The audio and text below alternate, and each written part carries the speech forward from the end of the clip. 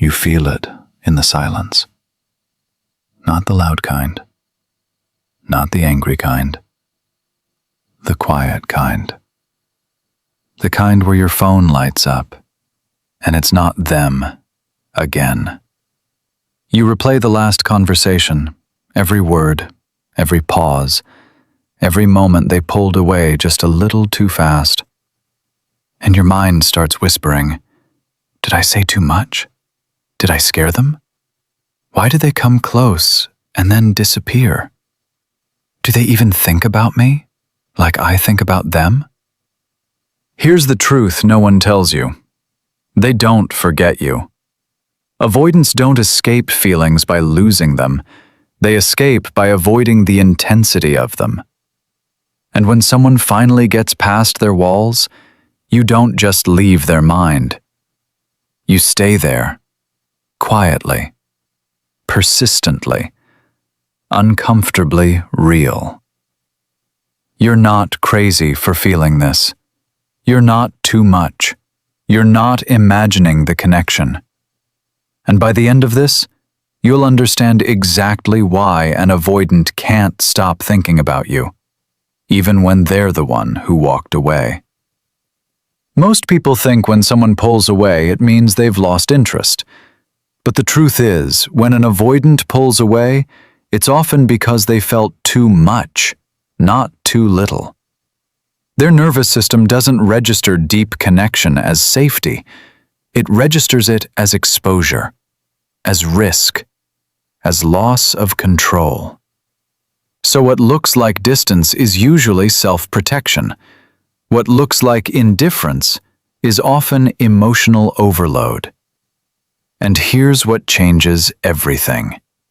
When you reach an avoidant at a real level, not surface attraction, not casual chemistry, not something light, but something deeper, you don't become easy to forget. You become hard to process. You stay in their system, unresolved, unfinished, unspoken. Not because they're ready, not because they understand it, but because something in them felt real, and they don't know how to escape that. Most couples think avoidants leave because things got boring. But most people in relationships don't realize avoidance feels safest in emotional predictability, not emotional depth. You changed that. You made them feel something unfamiliar, something deeper than they planned. And their nervous system reacted fast. This is too much. Not because it was wrong, but because it was real. Most couples respond to that distance with pressure. Why are you like this? Why do you keep pulling away? And that only makes the walls go higher. But when you say something like, I can feel when things get intense for you. I'm not here to trap you.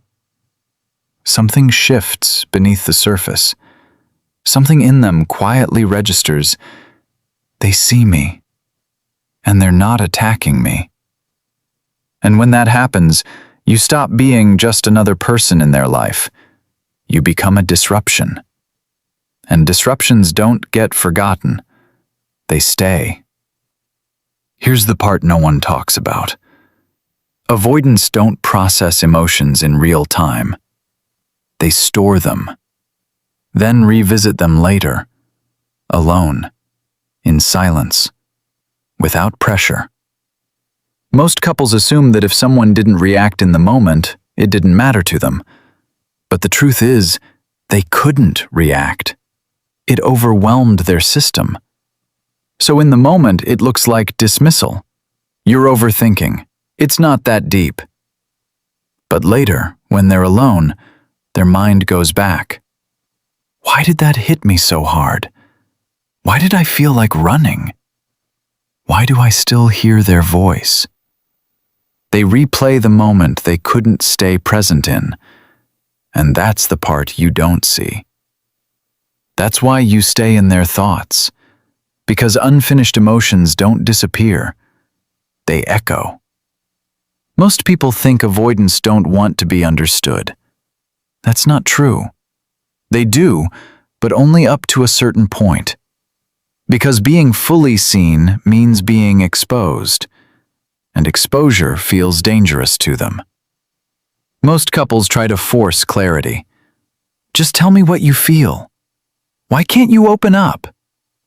But that kind of pressure feels like a threat to their nervous system. It pushes them further away. But when you say something like, "I can tell you're overwhelmed. You don't have to explain everything right now," something softens. Something inside them whispers, "They're not forcing me. They're staying." And that experience is rare. Deeply rare. So when it happens, it leaves a mark. Not loud, not obvious, but real. And they don't forget people who made them feel seen without pressure. Most avoidants live in control, in logic, in distance. But when they meet someone real, that control gets shaken. And instead of leaning in, they step back. Not because the connection wasn't there, but because it was. And now their mind creates a loop. What if I didn't pull away? What if I stayed? What if that was something real? They might move on physically, talk to other people, stay busy, but internally, the question stays. Not because they're ready to fix it, but because something in them knows that connection wasn't ordinary. And what if doesn't close easily. It lingers. It repeats. It keeps bringing them back to you in ways they don't even talk about. Most couples think avoidants only feel fear, but the truth is more complicated. They feel fear and longing at the same time, distance and desire. And you activated both. That's why they can't fully let go. Most people only see the withdrawal, the silence, the space. But beneath that, something else is happening. Something quieter, something more confusing for them. They pull away, but then something in them says, "Why do I miss them already?" That contradiction is what traps them. Because when both fear and desire exist together, the mind doesn't settle. It loops, it questions, it replays. And that's where you stay, in that space between wanting and avoiding. Most people interact with avoidance on the surface. Light conversations, low expectations, no emotional pressure. Safe, predictable, forgettable. But you brought something different. You brought presence, depth, emotional availability. And that changes everything. When you say, "I don't need perfect, I just need real," their system reacts. This feels different. And different is uncomfortable for them. But it's also unforgettable. Because you didn't fit their usual pattern. You didn't play it safe. You didn't stay shallow. You brought something real into a space they're used to keeping controlled. And once that happens, they can't just go back to normal like nothing happened. And here's the part most people never understand. Avoidants aren't just avoiding you. They're avoiding themselves. Their own needs, their own emotions, their own vulnerability. And somehow, you reached that place.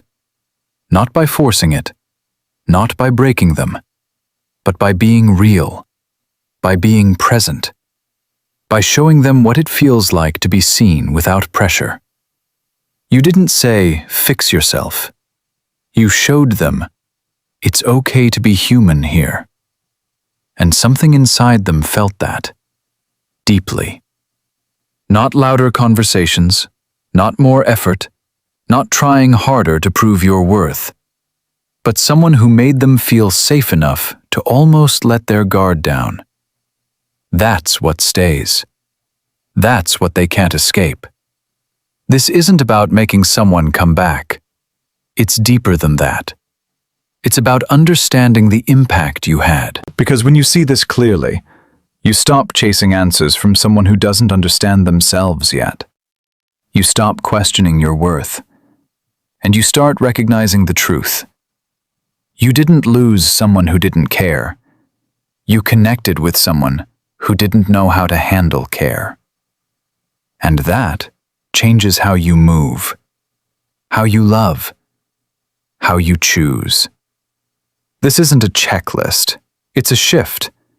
And when you become someone who understands connection at this level, you don't beg for presence anymore. You recognize it, you choose it, and you walk away from anything that can't meet you there. Because you don't stay in someone's mind because you chased them. You stay because, for a moment, you made them feel something real they couldn't run from.